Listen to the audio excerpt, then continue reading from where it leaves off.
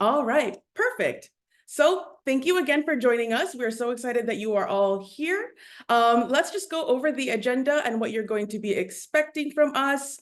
We're first going to cover, introduce NDIA, the National Digital Inclusion Alliance to y'all if you don't know, if you're not familiar with our community. And then we'll dive into talking about digital inclusion definitions so that you have the foundations right. And then we'll go into understanding the key barriers to digital inclusion. And then after that, switch over to different solutions. We're going to learn about different programs and what makes those programs unique and successful. And hopefully you can apply that to your work.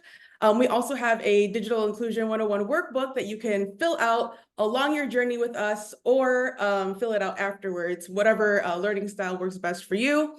Then we're going to dive into talking about the Digital Navigator program model and digital inclusion ecosystems and how it's important to get involved. And then after that, we will be talking about up-to-date policies regarding digital inclusion work and upcoming webinars and events and how you can get included and stay tuned with our NDIA community. But first, let me introduce myself as well as my colleagues. Hi, everybody. I am Pamela, she, they. I am the Training and Community Engagement Manager. I love hosting these DI 101s with my colleagues here, and I'm based out in Madison, Wisconsin. So please introduce yourselves in the chat. Woohoo! I see Angela putting her hands up. Angela, if you are in Madison, Wisconsin, let's connect. I love meeting our affiliates in person. But yes, I will pass it over to Lo to introduce themselves and then over to Shauna. Hey y'all, I'm Lo Smith. I'm a senior programs manager here with NDIA. I'm based in beautiful Baltimore, Maryland. So if you're here with me, I hope you enjoyed that thunderstorm this morning. And my pronouns are they, them. Shauna, you're up. All right, hi everybody. I'm Shauna Edson, Senior Policy Manager with NDIA. My pronouns are she, hers. I am located in Salt Lake City, Utah, and I'm just really hoping for some warm weather soon. It's great to be here with y'all. Awesome. Thanks, everybody. I love being able to do these DI 101s with these team members of mine and other team members. It's really great, and I'm glad you're all able to learn more about them. Awesome. So about NDIA. So NDIA stands for the National Digital Inclusion Alliance, and we help advance digital equity by supporting community programs and equipping policymakers to act. We are a nonprofit representing and serving more than 1,700 US affiliates. We reached that 1,700 this week, so I'm so happy about that. Whoop, whoop. Including 27 tribal entities and organizations in all 50 states, including the District of Columbia, American Samoa, Northern Mariana Islands, Guam, Puerto Rico, and the US Virgin Islands for affordable broadband, access to devices, and digital skills training and support. Here at NDIA, we facilitate knowledge sharing forums like our very popular NDIA community listserv, as well as our working groups and our community calls, which is coming up this Friday, actually. And we also have our other working groups and listservs from that. Through these knowledge sharing forums, we learn best practices that you're all dealing with, struggles that you're dealing with. We also develop terms from our community. And then we draw these major themes from what we've heard, and then we align our advocacy efforts with that.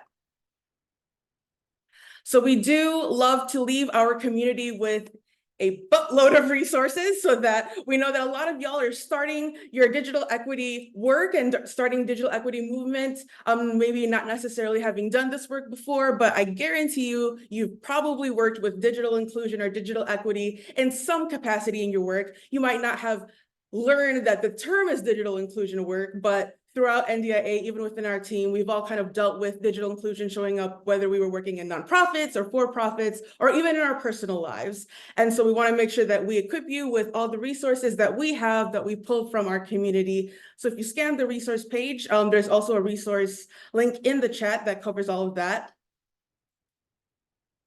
And we also have a interactive digital inclusion 101 workbook. We're so excited because we're launching this the first time with you all. So if you click on that link in the chat for the DI 101, you're able to make a copy of it. And so once you make a copy of it, you're able to take notes and you don't have to worry about it affecting another person's ability to make their own or edit their own workbook that is completely your your own copy. So please have that open, fill that along with us. And there are going to be some question prompts to remind you about filling out the workbook throughout the webinar. All right, so let's hop into definitions. So first is the digital divide. This is the gap between those who have affordable access, skills, and support to effectively engage online and those who do not. And the digital divide disproportionately affects those who are already impacted by oppressive systems like racism, classism, age discrimination, and much more. And then we have digital equity. So this is the goal, right? Digital divide is the issue, digital equity is the goal, and it's why we're all doing the work that we're doing, so that everybody in our community has access to getting online in a high-speed internet that is affordable, and they can use the internet in the way that they want to without having to worry about things like if their internet connection is stable. Lo mentioned about a thunderstorm earlier, or even whether it's extreme weathers like that, or just, maybe you live in a shared housing and the bandwidth isn't enough because everybody is using the internet for remote learning or working remotely. Digital equity in that type of sense, we would not have to worry about that, right? It would be in a condition where we can all access and go online and play our video games and learn and go on these Zoom webinars without having to worry about if our connection is going to be affected by that, or whether or not we can afford next month's internet bill, or whether or not our device is up to date, if it's able to get connected to the internet. I often like to share that before doing this work, I used to work in a domestic violence shelter, especially when the pandemic hit. And so, as you all can recall, when the pandemic hit, everything went remote, including virtual online courtroom hearings. And so our clients had to juggle, we had to figure out, okay, how our clients are gonna make these court hearings, their court appointments or appointments with their legal advocates, because even though the world may have stopped, our community are still facing the issues that they're facing, right? So we had to see, do you have a device? Okay, great. You pulled your device from under your cupboards. Does it have a camera? Is it within this 2010 decade? All right, cool, you have a camera. Does it connect to Zoom? Does it have the ability do you have internet to connect to?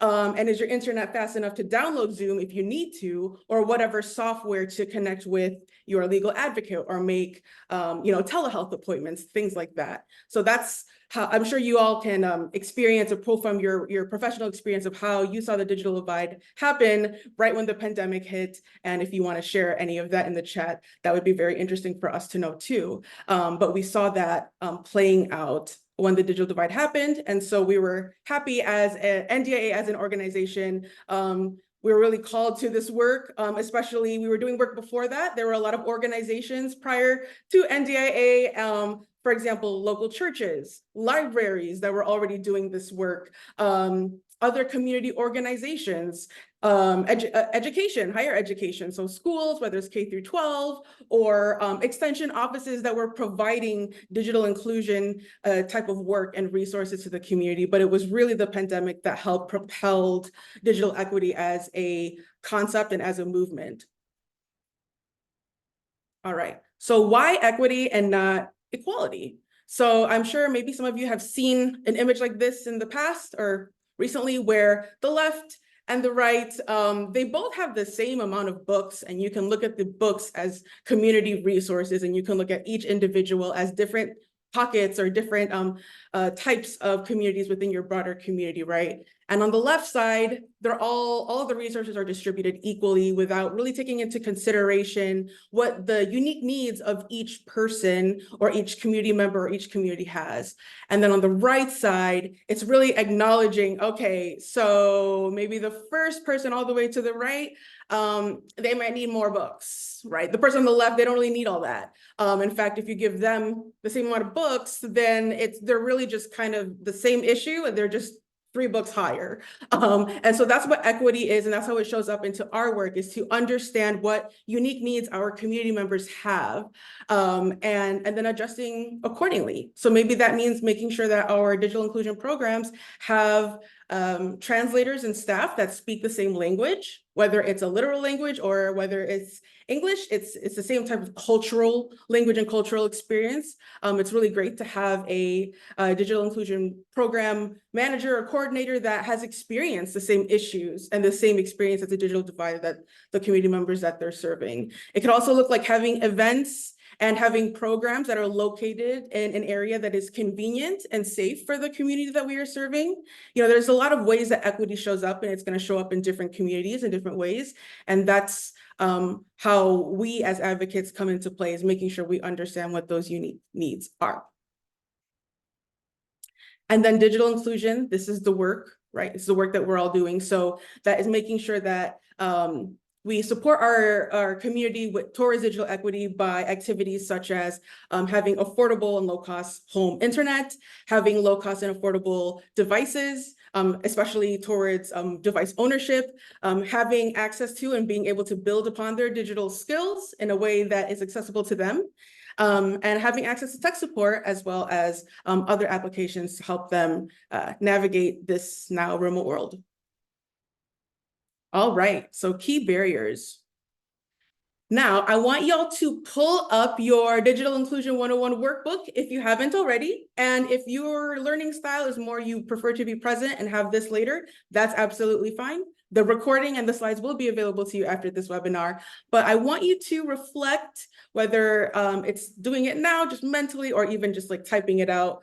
What prevents people in your community from consistently connecting to the internet and using it effectively? Generally, when we've done and we've asked these questions, we get the same answers, but really think and reflect about all the unique different subgroups and special populations in your community. You know, for if you have a big immigrant population, right? What are some barriers there? What are their top concerns, and how does that impact their relationship and interaction with getting online? And then also another thing to reflect on is, how has the digital divide impacted your community? They might seem like they're two of the same questions, but they are not. So with community, even think about how you personally identify, right? If your community is the LGBTQIA+ community, if it's a disability community, if it's the Filipino community, shout out to any Pinoys out there, but how has the digital divide impacted the community that you identify with? Because this digital equity work, it's emotional work, right? And we've all done this type of work, whether it's helping our parents, you know, helping them understand how to download an app, or converting a PDF to a Word doc that completely saves somebody's life. They think you're a genius, right? All these digital skills and teaching other people digital skills, that's been work that we've all been doing for a long time. I'm just looking at the chat to see if anyone has shared anything. Quinn, hello Quinn, from the listserv. Transportation and childcare for literacy. Yes, absolutely. If that is in regards to what prevents people in your community from connecting online, then yeah, not having the transportation to go to digital inclusion programs, or yeah, if you have a family and you have to take care of a little one, or if you're a caregiver, not being able to find care for them while you learn your skills. Yeah, I think if we're gonna choose between learning how to type versus having to provide food on your table and making sure your baby is okay, I think we know what decision our community members are going to make, right? If I may, you know, we're launching our first digital. Oh, sorry about that. Quinn, I think you were breaking up there, but we are, just to keep the conversation moving, we're going to have a Q&A at the end. So if there's any comments or questions that y'all would like to make, we can save that towards the end. All right. Perfect. So here are just some more key barriers to digital inclusion that are common and that we're seeing a lot with our affiliates. So with broadband, right, it's expensive. It's expensive to start up a new internet if you just moved. The service might be unreliable, whether it's the weather going out, whether it's you don't have enough bandwidth, and then also digital redlining. So that is if the in your location, the internet service provider did not upgrade their infrastructure, for whatever reasons, it's different in one area that is oftentimes low income versus a higher income area, then that is one example of digital redlining. Another type of key barrier would be with devices. So devices, it can be unaffordable, right? Things like phones are the same amount as computers nowadays. So they can be really heavy in the budget. Another one is outdated software. I shared that story earlier. I'll share another one with my father. So he wanted to update his insurance because he no longer needed my mom on there, which meant that he can now change his insurance to say $300 a month. And he has been pushing it up until the end because he just doesn't have time for it. Every time he tries to sign into his computer and go onto the links and sign in, it's not working. I helped him out and I was like, let me try on my laptop. It turned out the laptop was old, so nothing was showing up for him when he was doing it on his laptop. So we were able to submit it within 10 minutes, and that allowed him to save $300 on his paycheck every month.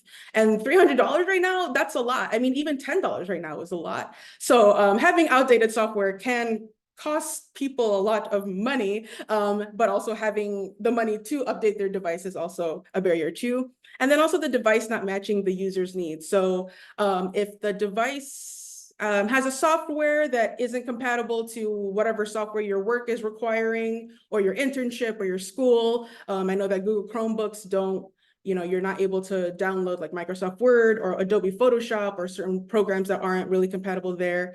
So making sure that our community has their needs matched with the appropriate device. And then lastly is those digital skills. So having limited digital skills and not knowing that there are community programs out there that can help expand that. Fear and shame is also a huge barrier, right? This shame of, I should have known, I should know how to do this. Oh, I feel so outdated. I feel really lost. This is overwhelming. What I like to say is, everybody is having to learn, right? When Google Docs updated, having smart chips and countdowns and timers, that's a learning process for everybody. Some of us have a different starting point, but it's a skill that we can look at. That's why we like to use the term digital skills, because it is a growth mindset that we can build upon without having any type of stigma to it, like the term literacy often has. And then also inaccessible trainings, whether it's like what Quinn shared earlier, transportation issues or the commute costs, that it's just not going to be working for that community, or it is literally in terms of the person cannot get into the building, or the teaching styles is not accessible for other type of neurodivergent thinkings, things like that. So these are just a few key barriers to digital inclusion. And when you're filling out the workbook, think about other unique ways that the barriers show up for your community members. And then I will pass it over to Lo to talk about some solutions. So now that we did the hard part, we talked about all of the barriers. We're all thinking about everything that's going on in our communities. It feels a little insurmountable. That's why you're here. We're here because we all can see exactly what's going on around us, and we're here to work together to find the solutions. Our solutions are going to be looking like affordable and appropriate devices in the hands of the right people. Ongoing technical support for people who need a little bit more support on, oops, I dropped my phone again. Or, hey, how do I reset my password? Affordable high-speed internet for folks to have at home and in places that they need it, and digital skills training to make sure that everybody knows how to use the devices, the internet, and all of the things around them. Digital skills also kind of encompasses the moment of like, can I solve this myself, or do I need an expert? So I am here to share with you really affordable and low-cost broadband. And when we say affordable and low cost, it sounds a little strange because it sounds like I'm repeating myself, but they're actually different things. Affordable is a little bit relative. For all of us in our budgets and the way our lives work, affordability is very different for everyone. Some of us may say an affordable coffee is like, I can afford a lavender oat milk latte, iced, of course, every day. That's what I order every day. It's affordable to me. I'm only going to add a quad shot on the days that I am truly feeling baller, and I've got that extra $2. Some of us in affordable coffee may look like we are ordering just an Americano. We do it twice a week. It's our special little treat. And we are thinking, this is affordable to me. This is something that brings me a lot of joy. So affordability is relative, but all of us can agree that a low cost coffee is when you get that 89-cent paper cup one from Dunkin' Donuts. Like, we can all agree that's a low-cost coffee. So that's how we think about broadband. Affordable relative to your location, your space, your place, your needs. Low cost, it's going to be an agreed upon low cost. And then what is broadband? We talked about what's affordable, we talked about what's low cost, but what the heck is broadband? This is a conversation I have so often with people around me because we have so many different words for the internet. We talk about Wi-Fi, we talk about broadband, we talk about fiber. Well, broadband is just the descriptor, the word for the transmission of that wide bandwidth data over a high-speed internet connection. Basically, if it matches a certain high speed, we can call that broadband. Last month, the most exciting thing happened to me, and you can tell how exciting my life is when the most exciting thing happening is the FCC redefining broadband speeds. This is awesome because now broadband is 100 megabits per second for downloading and 20 megabits per second uploading. Before that, the last time it had been updated was in 2015, which is a really long time ago, and the year that Uptown Funk was the #1 song. So putting ourselves back into that life experience, thinking about 2015, they had previously defined broadband speeds as 25 megabits per second for downloading. So it was a quarter of what we're talking about now, and 3 megabits per second for uploading, which is, admittedly, I can't do math, but that is 20 megabits per second upload is way bigger, way more information that we are moving. So to have that update come about 9 years after the last one, redefining what broadband means is awesome because now it holds all of our internet service providers to a really high standard of saying, hey, you have to provide us really solid internet so that we can use Zoom, so that we can attend the NDIA calls that we want to, and so that we can get to download our workbook and go through it. Broadband adoption is about the daily access to the internet, but there are a lot of other things involved. As Pamela mentioned back there on the slide with the books and everything, it's not about making sure that everybody can access it just outright. If we magically wired every home today and everybody got free internet, a lot of empty houses are going to have free internet. A lot of very full houses are going to have internet that isn't in use. And in some places, maybe there is going to be a cow on a farm just enjoying that free internet because they're the only creature out there paying attention. But what comes into internet adoption? It's about the speeds and the quality and the capacity to do your job recently, and whatever that job is. For me, I recently switched internet service providers and something went wrong with the connection. And my colleagues have been watching me fritz out on every call. I have not been able to do trainings the way that I like to. I have not been able to even upload and download my Google Docs. And most importantly for me, I have not been able to binge watch Lock and Key on Netflix. So for the things that we all want to do, we have to have the right speeds. And it's been a real struggle. I think I finally got it sorted out, but if you see me cutting out, let me know, because I got to talk to my ISP again. It's also about having the digital skills necessary to participate online. If you're not comfortable navigating online, you may not be able to figure out, how do I sign up for a Netflix account? How do I download an app? How do I make sure that this app that I download is something that I actually want and care about that I can use through my Wi-Fi? And it's about having a personal device on that secure and convenient network. Secure and convenient network is really key because for many of us early on during the pandemic, and probably in many parts of our lives, we've had to leave our houses to go get access to the internet. We have probably sat in Starbucks, we've sat in parks in some areas, and during the pandemic, so many of us, not just the kids that were pictured sitting outside the Taco Bell doing their homework, but it was us too. So making sure that we have that network for ourselves, that's at home, that we can use whenever we want to, whether it is doing a Zoom call or scrolling through TikTok, because I will admit both are very important to me. And also within broadband, when we talk about broadband, we like to also think about tribal sovereignty and broadband. One of the really fantastic things about broadband and internet is that it can really build community power. And a great example of this is when tribes own and operate their own internet infrastructure, because it helps to keep that power, that data, all of that all the activity that goes on online within that community. We all know that our internet service providers are often able to take a look at what we browse online, and being able to have that level of privacy as a sovereign community can be really key. It also bolsters tribes' economic powers, as they are able to then have sort of a utility and a resource that can be shared with community members. And it's a great way to earn some good cash. We've all known that our internet service providers are making money from us. So why not provide something really necessary to the community, bolster your economic power while also caring for your community members? And we like to emphasize best practices in all of these fields. And specifically, we happen to find a really fantastic program that we wanted to highlight here, Tribal Broadband Bootcamp.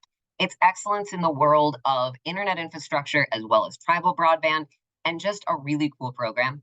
If you want more details, take a look at the link in the chat.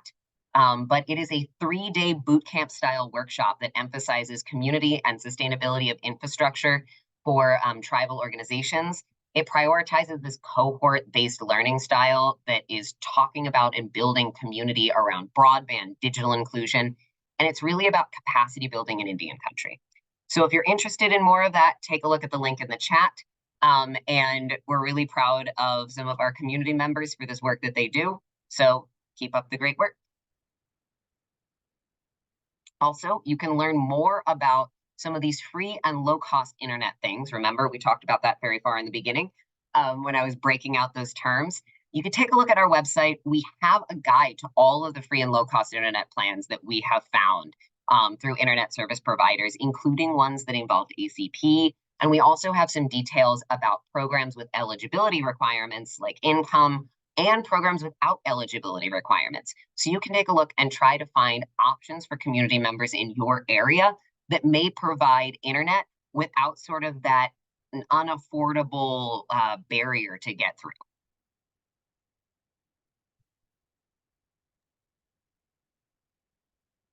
Perfect. Okay. Do you want to talk about the workbook? I want you to talk about the workbook. Awesome. Thank you so much, Lo. Awesome. So as Lo had shared the free and low cost internet plans, this is a great time to reflect on these questions that are also in the workbook. So if you go on the free and low cost internet plans page, it's a great page to learn about what are the free and low cost internet plans that are available out there. Some have eligibility requirements, some don't. We also show how much they cost, how much the consumer would be paying. And so when you have time, reflect on that, reflect on the following questions. So identify 2 low-cost plans that could serve your community. Or if you already know all of them, it's still good to look through all of them and see, hey, okay, you can learn a new low-cost plan. And then also find a low-cost plan that has a customer alert. So a customer alert is basically us noting our experience when having gone through that page. If there's any discrepancies or anything, those are really important, because then it kind of gives you an insight on what a person is going to be experiencing where they're going to be signing up. So maybe learn, okay, if a low-cost plan has a customer alert, what was that? Maybe you could even try it yourself, experience it yourself, and maybe also think if your community has experienced something similar, or when you're going through these free and low-cost plans page and you're trying to sign up, or trying to read through those customer alerts, what would those barriers look like for those different community members that you have? Would that customer alert be enough for that person to be like, I'm never doing this, I will just not have internet? Or is it not so much of a barrier? Some things to reflect on in your DI 101 workbook. All right, so the next solution we like to talk about is devices. So here is a nice breakdown of a few of the popular devices: the smartphone, the tablet, the laptop, in the PDF, which is included in the resources, and it will be in the chat. It also highlights another device, which is the actual computer, right? And so kind of going through these, different pros and cons, because like we mentioned earlier, we have to make sure that our community members know that each device has a purpose, and we want to make sure that we're matching the needs with the functionalities of the different devices. So just kind of running through that, mobile phones, they're great for mobility because they're small and they're compact, they're very portable. They might have a longer battery life compared to like a laptop, but it does not replace a laptop. So if a community member is going to be working from home or taking classes from home or remotely, a phone is not enough for that. I mean, imagine doing your job only on your smartphone. That, I mean, unless you have like a really big phone that like folds out into like a mini tablet, that's still not enough to like do your day-to-day job, right? The next thing we have is a tablet. So it's great for, because of that big screen. So like watching, you know, Netflix or any type of entertainment, it's great for that. It has a nice long battery life. The touchscreen keyboard can provide more accessibility for folks because of that larger display and having a easier interface to work with. But if you do not have a cellular plan on it, you cannot make calls. So that's an important thing for community members to know, and they might not know that. And there are certain apps that don't work for a tablet, or they have an app, but it's just a bigger version of the actual the device is actually made for, which is the phone. And again, it doesn't fully replace a laptop if the laptop is what is required for their job or school requires them to use a program that is not compatible with any other tablet. You need to use a laptop as the device. So with the laptop, it's great because it has, it's usually mandatory for jobs or schools. It has a nice large storage file. However, they are the most expensive. They do have the shortest battery life, and it's also the least affordable option. But there are also, you know, community programs out there that can make owning a device and at least renting one a lot more affordable. And that's just the common devices that we think about. But there's awesome organization called Digitunity, talks about a framework of devices that it's an ecosystem as well. So these are kind of just the starting points, but think about all the other things that go along with the devices that you use, you personally, on a regular day, whether you're working remotely or not. So thinking about like a second monitor, right? Like that is so crucial. I know a lot of us who are working cannot function without that second monitor, or having a webcam or a proper microphone. Yes, Sonia is great. Yes, shout out to Sonia and Digitunity, Scott over there. They're really great. That's a really great organization that focuses on device ownership and the device piece of digital inclusion work. And I really love them for their framework and framing the importance of devices. Other common devices that's kind of part of that ecosystem is a wireless keyboard or a mouse or a trackpad, right? Whatever you need to do to be able to navigate your screen. Noise canceling headphones for it to be either more accessible to help focus for neurodivergent folks, or just being able to do your job, and really if you're having to do like sound check or things like that. And then also carrying a portable charger so you can use your device with confidence. These are extra things within the device framework that we also have to consider when thinking about how what devices people in our community need. And so here we are with Digitunity. This is their 6-pronged approach. It's just a great way to understand that the importance of collaboration and partnership, especially when it comes to devices. So their 6-pronged approach is increasing the supply of no cost and low cost computers in their community. So they also work with that's with Camden, but this one, they position technology reuse at the center of their solution. So they're really focusing on the devices aspect. They also help drive local business, government, and philanthropic engagement. They also focus on securing relationships between nonprofit tech refurbishers and frontline community organizations. So again, like being that person to connect other folks with. They have a nice membership page too, so you can see other organizations that are focusing on the devices piece. And then here is a organization that we love and we love to highlight, and why they're doing great work. So Camden Institute, another device refurbisher, but they also provide digital training skills as well. So some best practices from them is, again, that theme of collaboration. So they help support sustainability and their digital inclusion and device ecosystem within their community by helping provide low-cost devices for community members and nonprofits. And they also provide ongoing tech support for community members through those digital skills curriculum classes. And then they help build those digital skills capacity and tech support knowledge, again, through those classes. And then last up is the digital skills training. And so I have a trivia question for you all. It's just answer in the chat. Across industries, what % of jobs require digital skills? If you think it's D, 92%, do you think it's C, 76%, B, 64, or A, 58? I'll give you a few moments for that. Okay, we're getting a lot of the last two numbers. All right, in 3, 2, 1, I will share the answer. Boom, D, 92%. And it seems like y'all we're really close to that. And if not, it seems like nobody answered A. So we all understand the importance of digital skills and in regards to money, right? And our community members being able to afford a lifestyle. So the National Skills Coalition, they found that 92% of jobs require digital skills. And you can learn more about that in their report. So we know that that's an overwhelming demand for digital skills in the job market. And that also includes the demand for entry-level jobs.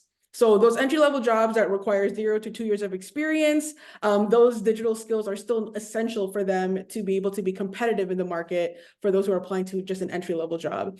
And also the report indicates that only 1/3 of workers do not have foundational skills. So if 1/3 of workers don't have foundational skills, and then these entry-level jobs are requiring basic digital level skills in order to be competitive to get it, then there's this huge gap there too. So with NDIA, we recommend the Essential Digital Skills Framework. This is intended to support adults seeking to improve their digital skills. So some of these foundational skills include being able to navigate the controls on your device. So if you take a device, right, knowing what each button does, knowing how to interact with the home screen, knowing how to get back to the home screen, being able to connect the device to a safe and secure Wi-Fi network, and having the ability to update and change a password. That is such a crucial digital skill. I mean, if you have that skill, you know that it can take 5 minutes and it's like the most annoying 5 minutes of your life. But for somebody who doesn't have those skills, that's an entire day. I mean, that's why my dad wasn't able to update his insurance, because it was this whole long process on top of the device, which can have big repercussions, right? So if you need to sign into your job to complete a HR training or whatever mandatory thing, not being able to access your password or access the account that the password is going to go to for you to recover the other account, then that's going to be a huge barrier. And then also another skill, foundational skills, being able to open a browser and find and use websites safely, right? Knowing that we're not going to the spam folder in our email. Having the skills to know that, right? Or like there's a lot of like phishing texts or like scammy texts that come up. Being able to decipher, okay, yeah, if I click on that, something really bad's gonna happen on my phone. Those type of skills too are foundational, especially with how common phishing is right now. And then our best practices is Jemez Pueblo Digital Navigator Program. Whoop, whoop. So what's great about them is that they work directly with community members in their TOA language. So again, that is meeting their community where they're at, and that's even just through language, right? They provide responsive digital navigation services, including being able to provide digital skills instruction, device and technical support. I believe they actually go directly to their community members as well in providing that digital navigation. And then also connecting their community because of where it's located. It's perfectly essentially located where they can go over to the tribe's utility office and other tribal entities because of that, of where that location is. So that's also that other piece that we were talking about of making sure that your program is accessible and allows them to interact with other digital inclusion ecosystems. All right. And then this is a digital skills curriculum post written by Lo. So if you want to review and if you want to look at the different frameworks in developing a digital skills curriculum, this is a great resource for you. And in our Digital Inclusion 101 workbook, some questions to reflect on is, after looking at that post, what digital skills would your community like to learn? And then which programs would you recommend for specific populations? All right, passing it over to Lo to talk about digital navigators. I would say that I would recommend digital navigators for everyone's populations, but that's just me because I love the Digital Navigator program. Shout out to my digital navigators in the chat too. I saw some of y'all. So if you don't know what a digital navigator is, and a digital navigator has not ever DM'd you in the chat of a Zoom room, digital navigators, they're individuals who provide consistent, holistic, individualized support to their community members through repeat interactions, usually surrounding issues of broadband devices and digital skills training. So it is a program that is based from NDIA. We coordinate a digital navigator working group, and we've based this model off of what the community created. We saw, we heard, we asked, what's everyone doing? And it turned out everyone was doing digital navigation. Particularly, and also shout out to one of the Denver Public Library digital navigators in the chat. We want to highlight their work because they're really fantastic. They have a fantastic digital navigator program. If you're ever looking for some peer support on digital navigation, I will always recommend connecting with some folks from the Denver Public Library, specifically looking at the things that they are doing that are best practices. They are out here responding to that community need and desire. They are asking, what do you need and how can we help? They are working with digital navigators from the communities that they serve, particularly digital navigators who understand lived experiences. They refine and update their service models based on requests, based on data, based on information. And my favorite thing about working with the Denver Public Library digital navigators is they are always out here providing resources to the greater digital navigator community. If you're ever looking for digital skills classes as well, the digital inclusion team out of the Denver Public Library have all of their stuff online. So I really recommend them as a great community support of digital navigators and also great digital navigators for their community. So please give a shout out in the chat since we do have a Denver Public Library digital navigator here joining us today. And don't worry, we'll send out the slides so you can share them with your team. And specifically thinking more about the digital navigator resources. If you want to learn more about the model, the good news is because it's not something that we really created, we just listened to everyone and wrote down what they said. The model is all open source and flexible. There is no wrong way to be a digital navigator, I think. I'm pretty sure you could do it wrong if you said no to your community members too many times, but that's pretty much it. So if you want to learn more, you can view some of the things, the tools that we use, including our skills assessment, some of the forms that you use to track digital navigator interactions, and also a baseline job description if you want to figure out, like, if we were to hire a digital navigator, what do we need? How do they work? And also our digital navigator toolkit that was developed actually with Shauna, who's going to talk about policy later, but earlier on in the digital navigator creation, we developed the digital navigator toolkit with the Salt Lake City Public Library. We also have kind of like a DI 101. We're in Digital Inclusion 101. We have a Digital Navigator 101. So if you're really looking to get into that field, go ahead, chase down that little pre-recorded webinar, learn a little bit more about digital navigators because I could talk forever, but I don't think Pamela will let me. So I'm going to hand it back over to them to learn more about something else.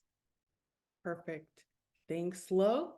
And then next up is the digital inclusion ecosystem. So digital inclusion ecosystems, this is the key here to sustaining the movement. It's the answer to the sustainability, and it relies in having a robust digital inclusion ecosystem. So what is that?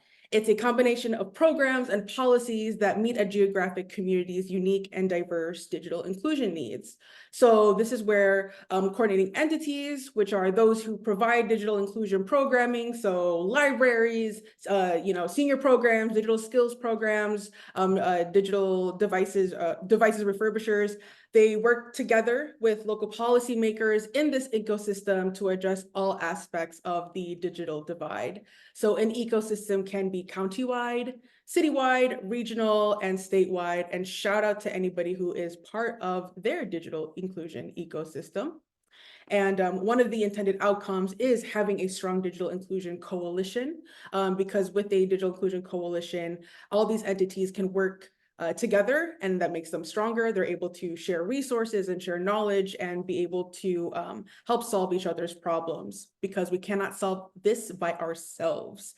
And so these are some of the indicators that our community found of what makes a digital inclusion ecosystem. What are these strong indicators? So here are some of them: is having an existence in a community where the programs and policies are addressing all aspects of the digital divide. So things like having an affordable and subsidized broadband, devices and ownership programs, having multilingual digital literacy and digital skills trainings, but then also that digital navigation services. This is crucial because they cover all aspects of that, right? So that is a key indicator there. And then the solutions are co-created through the collaborations and partnerships within all those different entities.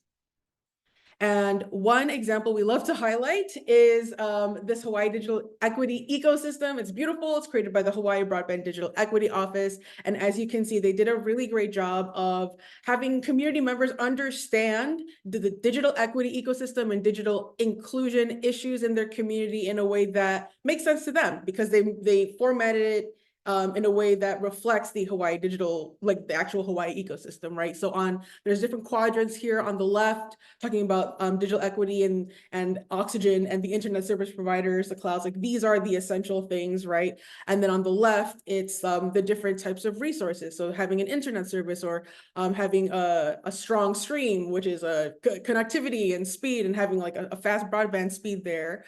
Having funds so that you can build and create and increase your infrastructure. And then on the right top are the different types of elements to the digital equity ecosystem there. And then on the bottom right is where you can see those digital navigators and the other types of resources that their community can access to be part of that ecosystem. And talking about digital inclusion programs. So this is a collective of organizations that help to raise awareness and help raise issues about the digital inclusion issues in their community. They can help raise funding and just create awareness on what's going on. And a really great practice of this is the Y Zone. So this is the Y Zone project, Younger Zone project. And what's a great thing there is an example of what partnerships can do and how it can improve a community. So the Westchester County Association, they partnered with the City of Yonkers Partners in Education, the STEM Alliance, and their Digital Navigator program. And they were able to provide devices, be able to sign folks up for the Affordable Connectivity Program, and also help increase folks' comfortability with devices and being able to increase their digital skills. And so this helped that entire partnership and collaboration, both with the different entities and with collaborating with the community to help identify their barriers and needs and then adjust those programs accordingly, is a great example of just the beauty that partnerships and coalitions can bring and how we can sustain this movement moving forward. And this is the Digital Inclusion Trailblazers. So Digital Inclusion Trailblazers, they are municipal, county, or regional governments that are paving the way and providing excellent models for digital inclusive communities. So if you visit the page, then we are able to go to our workbook question, because on that page, you're able to see the 2023 winners, which are 47 Trailblazer winners.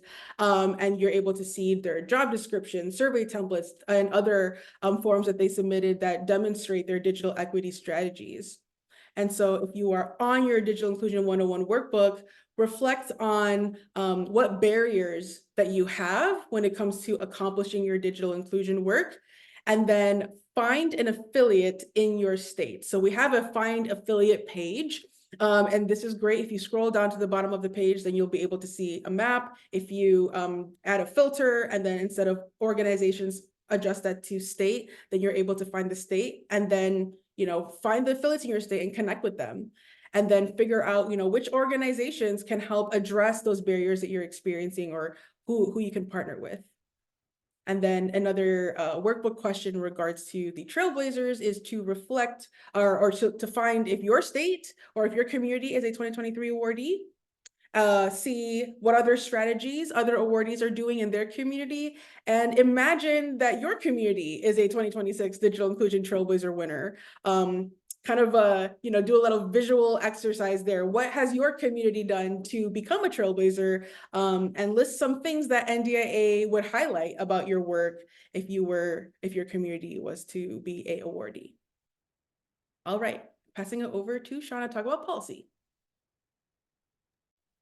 Okay, so there are a lot of policies that are that affect digital equity for our communities, coming from a federal level and also a state level and sometimes municipal level. The biggest, newest thing happening that came out in 2021 is the Infrastructure Investment and Jobs Act. It included funding for all of the programs here, the Digital Equity Act, Broadband Equity Access and Deployment Program, which is also known as BEAD, the Affordable Connectivity Program, also known as ACP, the Tribal Broadband Connectivity Program, Middle Mile Connectivity, and Digital Discrimination. So we're going to look into a little bit about the key ones of those policies.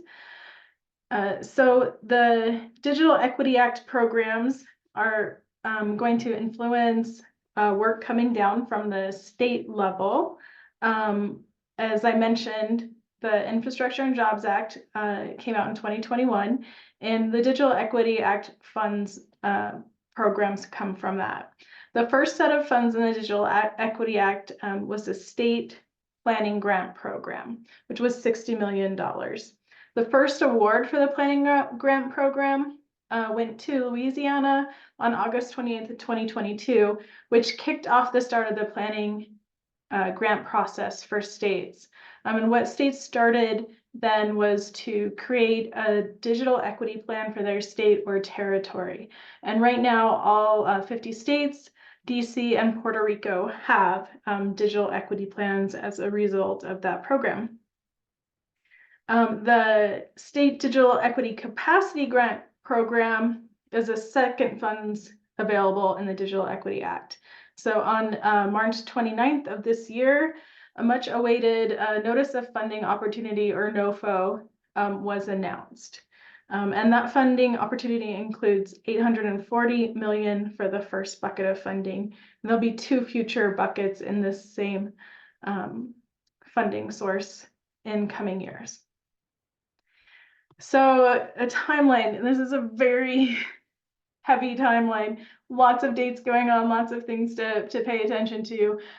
So keep this as a resource that you can come back to. Things to note, like I mentioned, the state capacity grants opened on March 29th. States have to apply for that by May 28th. Territories have until July 31st. And then August 28th, we anticipate the next award to open up, which is a state capacity award to happen. And then in late summer, we anticipate that NTIA will open up competitive grants. And then September through February, Native entities have an opportunity to apply for the capacity grant program. So lots of things to pay attention to going on at the state level. But I just want to highlight the State Digital Equity Capacity Grant. Like I mentioned, it's $840 million in grant funding, and the funds will be used to implement the digital equity plans. So like I mentioned, the planning grant was the first bucket of funds from the digital equity grant that states use to make the plans, and this grant will now implement those plans. So tentative allocations. 760 million is available to states, DC, and Puerto Rico. 45 million is available to native entities, and about 8.4 million is available to territories. So things that will be funded through this grant is to help success of the plans, state digital equity plans. States must focus on covered populations, which you can read about in the plans, implementing measurable strategies, encouraging long-lasting and meaningful change, and engaging stakeholders. So those last two things are really focused on sustainability, as well as making sure the folks that are impacted by this work will have a say in improving it as it is unfolding. And state subawards. States and territories may award subgrants to implement the state digital equity plan. And that is to help the implementation, and it includes digital inclusion activities that align with the plan, as well as reporting digital inclusion activities to the state. So some key dates. March 29th is when the NOFA opened. Like I mentioned, May 28th is when state applications are due, and July 31st is when territories must submit their applications. And then the first capacity award will be on August 28th. And September through February, native entities have their application window. So when do local organizations apply for subgrantees? So ask your state. So this means that you may have an opportunity, your organization may have an opportunity to work with your state to get a subgrant through the Digital Equity Act. So this is something to think about with the leaders in your organization. The ACP program, which is a monthly subsidy, $30 a month discount that folks get on their internet bill. So right now, funding is set to expire at the end of April 2022, as well as a partial benefit from participating providers in May of 2022. So this is going to impact about 23 million individuals who are signed up for this program. Oops. There was a glitch in the slides there. There we go. Okay, so providers should have already sent out notifications. So folks participating in the ACP benefit should have been notified as to whether or not they will get a benefit in May and the last billing cycle with the full ACP benefits. Camilla, it looks like I'm gonna need to have you go to the next slide. So if folks, the AC benefit will be applied for May, you can get about $14 is the anticipated amount. Internet service providers can choose to provide more of a discount. $35 for tribal benefits, and a one-time device benefit of $47. Okay, and then the next slide.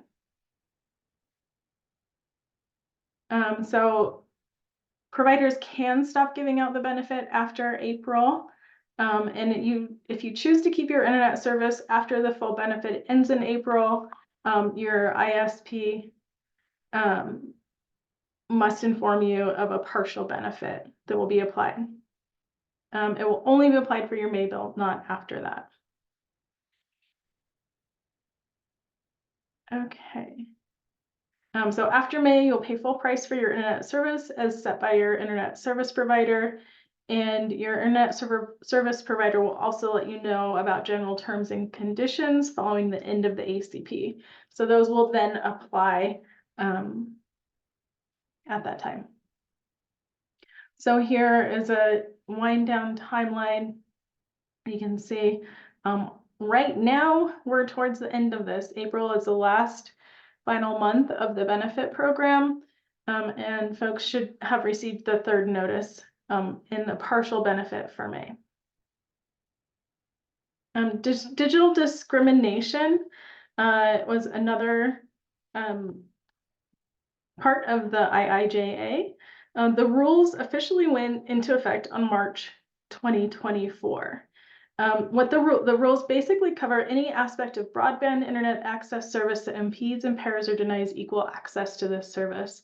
So this is something NDIA really advocated for and provided comments to protect consumers in accessing internet. And lastly, broadband labels. All major ISPs were required to display broadband labels beginning April 10th, 2024. Smaller providers with 100,000 or fewer subscribers will have a little extra time to display their labels. They'll have until October of 2024 to display those. I did notice somebody posted a link to, I believe it was Verizon's broadband labels. These are useful tools to help you better understand the service that you're signing up for with your internet service provider. Awesome. Thank you so much, Shauna. We just have a few more and then we'll wrap it up. Thank you so much for those who are sticking with us. So best practices. NDIA is a really great framework for that, for advocacy work. So we, some of our best practices include supporting and learning from on-the-ground digital inclusion practitioners and advocates. And again, being part of our affiliates that is over 1,700 at this point, we're able to learn all of the strategies that are working and what aren't working and how to adjust from that. Another strategy is being able to collect feedback and input from our community through working groups and our knowledge sharing platforms like our community calls. And then lastly, we help advocate for local, state, and federal policies by uplifting our affiliates' digital inclusion work, which we brought a few affiliates to the White House, to Congress in November to help Congress understand the impact of what will happen to our community if we no longer have ACP. So being able to uplift our community through partnerships and knowing what they're doing on the ground is one of our greatest strategies. And lastly, some resources. Our ACP transition page, a great resource for you if you want help with helping your participants, your community understand what's going to be next as they transition off to ACP, learning how our community members are communicating with their community regarding the wind down, and then also strategies to use in regards to your ACP transition plan. And then we also just released a state digital equity implementation manual at the beginning of this month. So if that is an interest of you, go ahead and check that out. You're going to learn some best practices and tips for developing and refining implementation strategies, as well as other comprehensive strategies into turning the state digital equity plan into action. And we've got 2 webinars coming up that would be especially useful for you. The first one is the State Digital Equity Capacity Grant Program webinar. You're going to learn all about the NOFO. It's going to be on April 26th at 2 p.m. Eastern Time. The registration link will be provided in the resource page. And then a next one coming up is the Digital Inclusion Grant Strategies webinar, focusing on collaborative partnerships. So that will be on April 29th at 1:30 p.m. Eastern Time. It's going to be a great panel discussion, and the registration link will be available as well. And then also April 19th, which is this Friday, is the National AI Literacy Day. So join us as well as other national partners around the country to learn more about AI. There's a lot of ways to get involved. You can participate in an event, or you can also contribute to an event, and also reflect on ways that AI means for digital equity. So what does that mean for us as digital inclusion practitioners? We have a blog post on that. So that's one way to participate, but also check out the AILiteracyday.org to learn more. And then last but not least, join our community. If you haven't, we want you to be part of the discussion. We want to support you in your program. You are not alone. You don't have to do this from scratch. Connect with other affiliates in your state and join us for our monthly community call this Friday. And you can also join us and have monthly newsletters. All right, and that is our email and contact. We will be sharing our slides and recording of this webinar after. This is our first time, y'all, 5 minutes over time when the webinar is under my control. I just want to thank all of you for sticking with us. Thank you for all the great work that you are all doing. Thanks for joining us, and I hope I get to see some of you at this Friday's community call. All right. Take care, everybody, and I hope you have a great rest of your week. Bye.